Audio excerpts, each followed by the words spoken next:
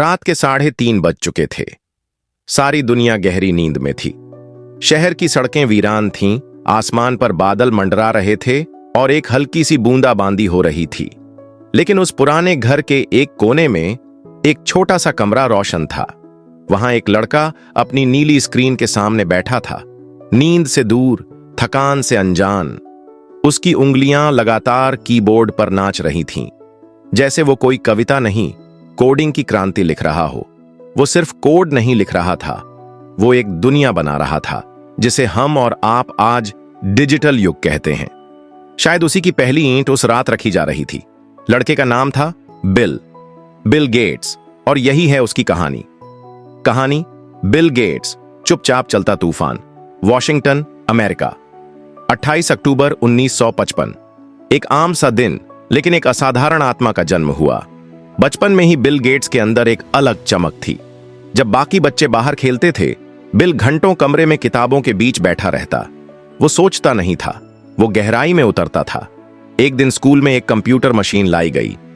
Bill ने उसे देखा और जैसे दुनिया बदल गई। जब सबने उसे एक मशीन समझा, बिल ने उसे भविष्य की खिड़की कहा।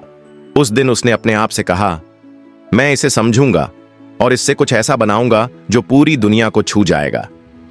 एक दोस्त, एक सपना बिल की मुलाकात हुई एक और जुनूनी लड़के से, पॉल एलन। दोनों की दोस्ती किताबों और कोड्स के बीच पनपी। कभी स्कूली कंप्यूटर हैक कर देते तो कभी अपनी ही क्लास शेड्यूल बदल डालते। लेकिन यह शरारत नहीं थी, यह सीखने की भूख थी।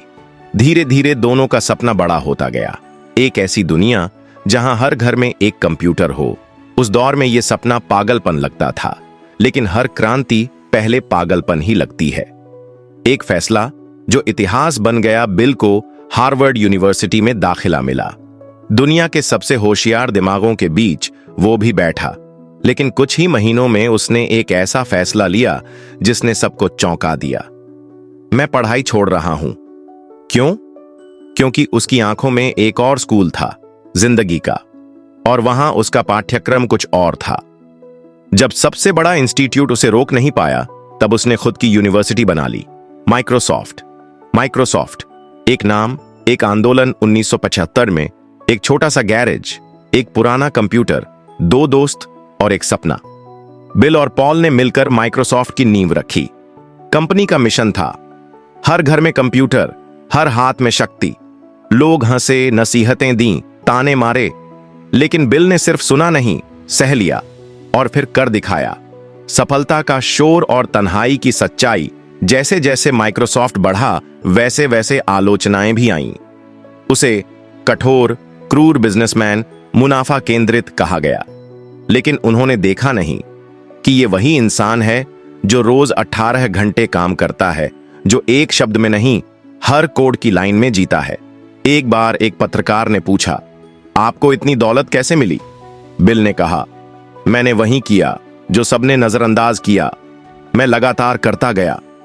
सब कुछ देने वाला आदमी। 2000 में बिल गेट्स दुनिया के सबसे अमीर इंसान बन चुके थे, लेकिन दौलत से ज्यादा उन्हें देने में सुकून मिला। उन्होंने bill and Melinda Gates foundation की शुरुआत की, जिसका मकसद था, जहां सरकारें नहीं पहुंचती, वहां भी रोशनी पहुंचे। उन्होंने अरबों डॉलर गरीबों की मदद, स्कूलों की व्यवस्था और बीमारियों के इलाज में लगा दिए। सीखना अब भी जिंदा है, आज भी। बिल हर दिन कुछ नया सीखते हैं, हर साल 50 से ज्यादा किताबें पढ़ते हैं। उनका मानना है, knowledge is never enough, the moment you stop learning you stop living. उनकी आंखों में अब भी वही नीली स्क्रीन जलती है और उनके अंदर अब भी वही 13 साल का लड़का जिंदा है जो एक रात सपने बुन रहा था।